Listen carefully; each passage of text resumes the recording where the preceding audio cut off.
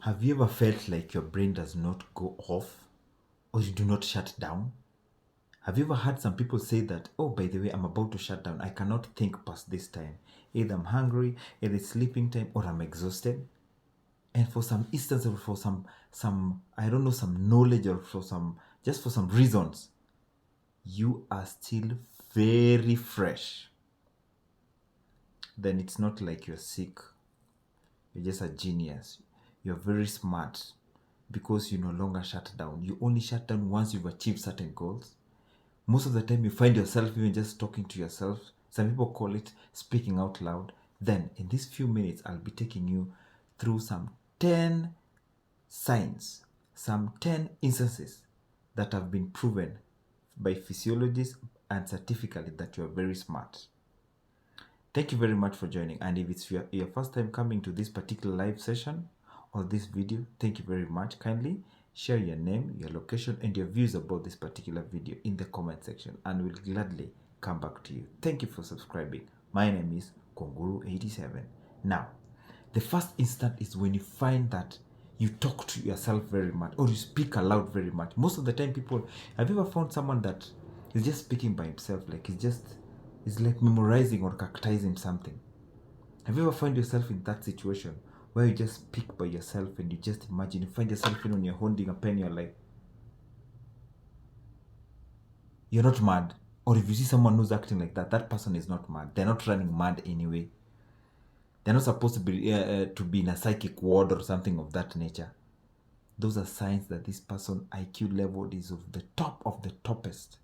These people think very smart in a way that they actualize. It's like they're giving conversation in front of an audience. So they they speak as if they're speaking to someone. They talk as if they're talking to someone. The imagination, they think out loud as if they're talking to another person. Another instance is that you overthink everything. Have you ever seen those people where when you guys are having a communication and for you guys just brushed it upon and you're like, let's just touch upon a few things. And then you'll hear like, wait. They tend to see the inner side of this particular issue. They tend to see the other side of nothing presents to this particular individual so easy. For example, you'll find that maybe there's a case you guys were solving, and to some extent, the evidence that was brought to you was just too easy. These are the kind of people who say, too good to be trusted. They usually think in depth about a crisis. They think too much and they try to evaluate all instances. They don't like to some extent appear to be wrong in any way because previously they've never appeared to be wrong. So they wouldn't make this one time that they appear to be wrong. So each and every time they overthink about certain issues. Number 3 is that you get too bored easily. There are people who are in the midst of people, and once this thing is not working for them, once this group of people is not working for them, once this particular job is not working for them, immediately they just resign.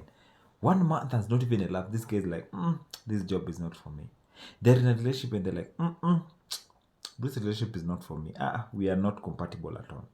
1 week down the line, 2 weeks down the line, they're in a particular meeting on a forum and they're like, I believe I'm wasting my time. These people are very smart. Their IQ has already kicked in and they're like, some people say they're dopamine, some people say there are very theories about it, but scientifically these people are smart because to some extent they realize and analyze the situation very fast. The other day I went to another gathering and these people, all of them, I noticed that all of them was just saying the positive side of whatever they were doing, and I was like, how come no one is telling us the downside of this particular business? These people are trying to actually like persuade us or try to tell us that this is the benefits of this business. And I was like, nah. Too good to be trusted. Not all that glitters is gold.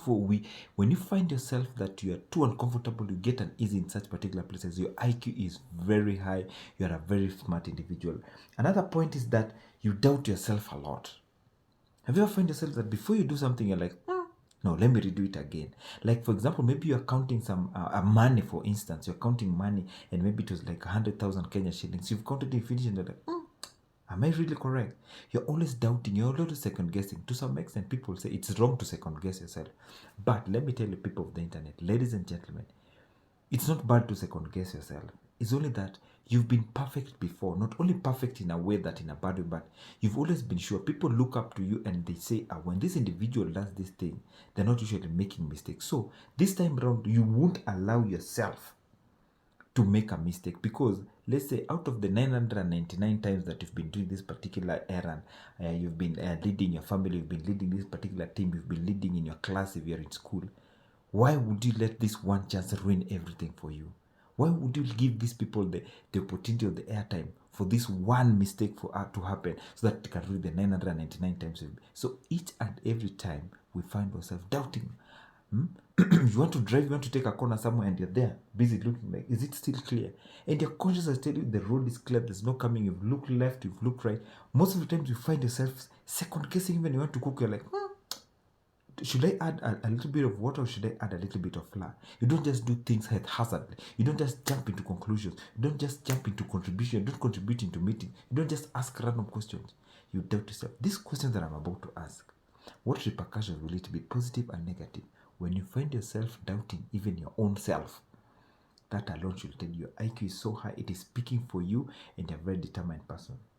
Another instance is that you are a night owl. This one, someone once told me that when you find yourself sleeping very late at night, either you are sick, or you woke up very early, or you woke up very late. There are very many theories, but let me tell you, as neuroscience and psychology people have studied and have said, these people are very smart. To some extent, those people who sleep late, they like their me time, their own time. People say that they work well in silence. Do you see the way you should write in our CVs that I can work under minimal supervision, blah, blah, blah. There are some people, the tasks that they can perform during the day, maybe it was supposed to be 30, 40, 50%. They can perform triple, quadruple the same task, quadruple the volume within a very short time at night, because maybe at that particular time is when their brains are fresh, their minds are very fresh, they're thinking so straight. They perform well at night. It's not that they're night runners, or that they're night walkers, or something close to that. No, they just like operating at night. When everyone is asleep is when they perform. In fact, studies shown us that a lot of businesses, those high income earners, the digital people, a lot of people work at night, because at night is when the world is integrated. At night is when a lot of activities usually happen vis-a-vis during the day. Now that some people are currently, like for instance, right now it's around 7 p.m. in East Africa. You'll find some places it's still morning, some places it's very late at night. So at night people like interacting. Most meetings usually happen in the evening, dinners. Nowadays I've seen some weddings even happen at night. And if you disagree with me, just put your comment down there and let's engage. Another instance is you're sensitive to light and noise. Personally, there's some noise when I just listen to them, I feel like no. Many times when I'm commuting with the public train or the public transport and these people start making noise, I usually just stand up and tell the driver or the steward of that particular train or the steward of that particular car, kindly just reduce your volume. To some extent, you've seen those people who live beside churches. Personally, cannot live when there's a church or a mosque within my 10 or so kilometers radius within my boundaries. There's some noise that is good and some noise that is very bad. There's some people who are sensitive to light. They cannot sleep when the light is on. I'm sure you've heard of those people who say, hey, by the way, I can hardly sleep when the light is on. Some people even say, I can hardly sleep when I'm next to a club. Now, this is the funny thing. Have you ever gone out for a clubbing joint? Some people usually sleep even in that noise. And you wonder, how do they sleep? Is that because they're drunk, or is it that because they're tired? Study shows that some people are so sensitive. Even the slightest noise, the slightest light, the slightest smell. There's some people they're very keen on smell. Just a toxic smell. Personally, many a times, even an awful smell, I just have a feeling of it and that's it. I'll not concentrate into whatever I was doing. So that alone should tell you that, or it's a detection that your IQ or your brains, you're very, very smart. Another instant is you're relentless, you're curious. I'm sure you've seen these people. I'll put it in a context of maybe you guys are having a meeting, a business meeting, a family meeting, a family gathering, a friends gathering, or on a corporate, or where you're employed or where you're working, you're having a meeting. There's those people who are usually curious, and when they ask some questions that you guys were like, And how did this person or this individual or so and so come to learn to this particular question? Many a times they ask the questions that need an answer, and whoever is going to answer them usually does not just answer them haphazardly. Don't just answer them like a Tom, Dick, and Harry person, because those questions usually carry some magnitude in them. For instance, you might find yourself, you're seated somewhere and you guys are planning to go for a wedding or for the Easter holidays, and this person will ask you, what was your budget? Have you thought of other places? They don't like flowing with the current flows, the way people are flowing, or the way the wave is flowing, or where the wind is blowing. These people are usually curious in question asking. You walk with them into malls, they like asking questions. Even kids, it also happens in kids. That kid usually constantly then asking questions. That's a very smart kid, because they don't want to assume that they know, yet they don't know. They don't want to make a mistake in future. Another point is that you enjoy being in a self-confined place. Study shows that Bill Gates and Da Vinci, among other people, they liked working alone. That's why someone like Bill Gates, they developed software. Some people have developed very enormous businesses. These people like to work alone. There are people who say that I'm very good when I work alone. Not that it is bad to work with a team, but they just feel like, if I perform alone, I'll work more, I'll be more productive. We've had this saying where people say that if you want to go far, you work with people. If you want to go fast, you walk alone, and the vice versa. So these people tend to say that I'll rather go and sit down in this particular project and work over it overnight. Yeah, we've had such people saying like that. Let me go and work over it. I'll sit up over it overnight. Then tomorrow, I'll give you back a feedback. But there's some people who like working with a team. Now, if you find yourself you're always in that position where you like working alone, you like being in a confined place, in a very quiet, serene place, maybe there's just in a forest or in a campsite somewhere, birds are just yapping around there, that alone is a sign that you guys are becoming smart. You yourself, you're smart. Your IQ is on another level. Another thing is that your creative lips, messy spaces. The people, we call them their OCD or their neat freaks. The people, they can't go and sit somewhere where there's dust. The people, they can't sit somewhere where there are a lot of books around them. The people get irritated with the dirty things. They get irritated with cluster. They get irritated with clothes. I have an aunt of mine. If she enters a room and sees clothes or towels hanging everywhere, she'll pick them and throw them away. She's very irritated with some things. You find yourself even you go to the kitchen and find utensils there. Some people don't even wash utensils. Personally, I get irritated. There's some people even after washing, you have to dry them and remove them. Some people don't just like seeing things. If you find yourself amongst those people with that kind of an OCD, you are a neat freak. Let me tell you, ladies and gentlemen, people of the internet, your IQ is very, very high. You are very smart. You are very intelligent. Most of the times, you go and find some people who have parked their cars maybe in a parking lot. Someone has parked it not in the end. You're like, why would this person park like this? You get irritated. You get agitated with very funny things. Or maybe someone has just not even plaited their hair well or shaved their hair well, and you go there and look at them and you'll be like, was it you're keen to detail. You're keen to detail. Your clothes has not been oiled, the creases all over. The first thing you notice, you're like, and how is this shirt of mine? That one will show you that your IQ is very, very smart. You are a very smart individual.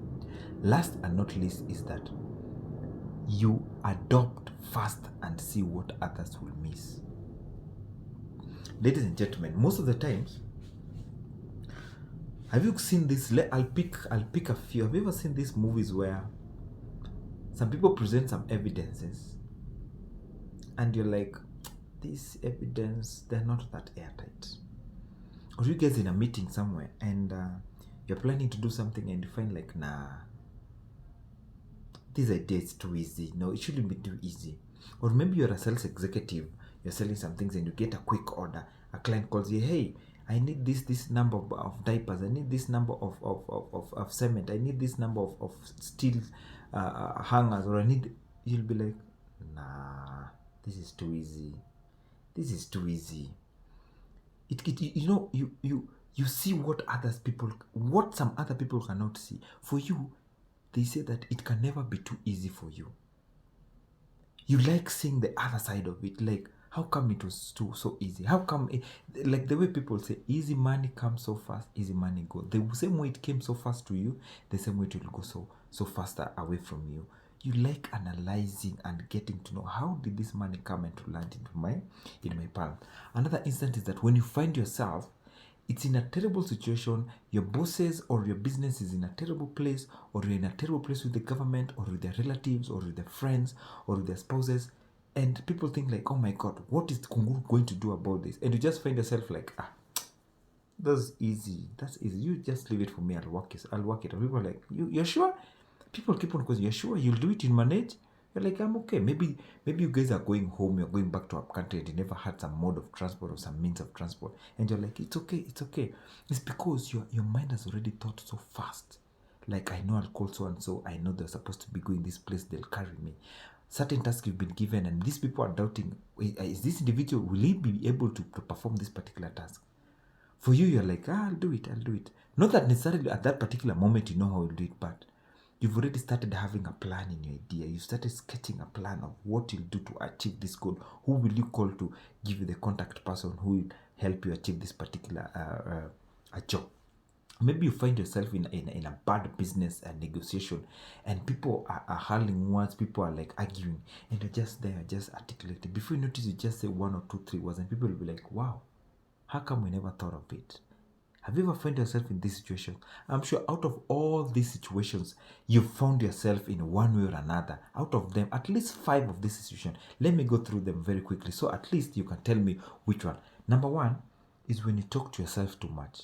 You find yourself talking to yourself too much, shows you your IQ is very high.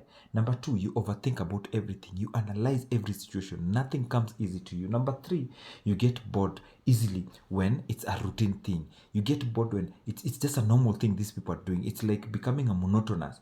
Number 4, you doubt yourself so much. Some people doubt themselves so much. Number 5, you are a night owl. People tend to say that you work at night. People like working at night in silent places.